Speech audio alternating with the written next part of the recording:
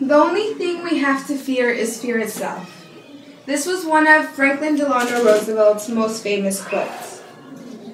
Tonight I'm going to be introducing a famous speaker, and the famous speaker is Franklin Delano Roosevelt, who was our 32nd president and we now see on all our dimes. He was also known as FDR. He led our country during the times of economic crisis, and he gave reassuring words to the nation.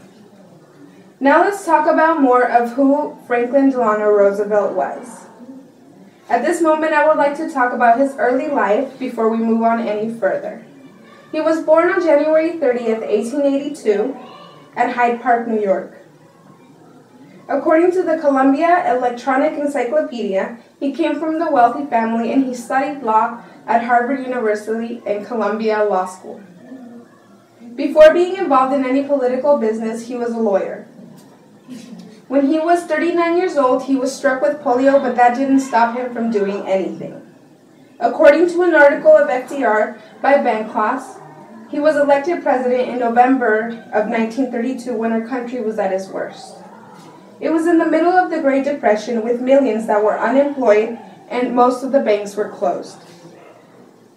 This is the point in which FDR came in and made a difference.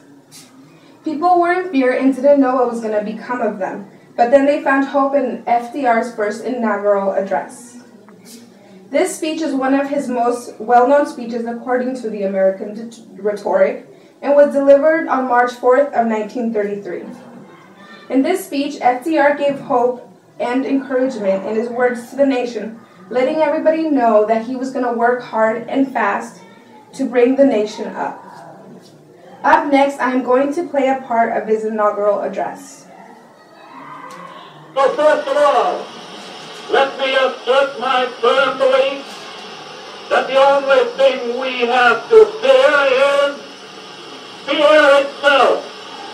Nameless, unreasoning, unjustified terror, which paralyzes needed effort to convert retreat into advance.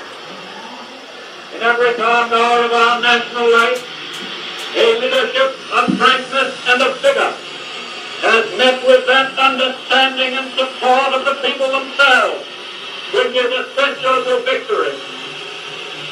And I am convinced that you will again give that support to leadership in these critical days.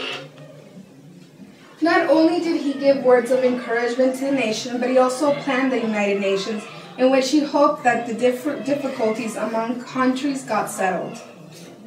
To conclude, I would like to say that FDR is a person to admire, because he achieved many great things for this country. He gave the nation hope when we were in fear by giving encouraging words. Having polio didn't stop him from doing anything, and especially not running the country. And he also planned the United Nations so that the countries could get along. I hope that you are all now informed of who FDR was and what he did for us, because it is important for us to know who the people that have made a difference in our country are. And remember that the only thing we have to fear is fear itself. Thank you.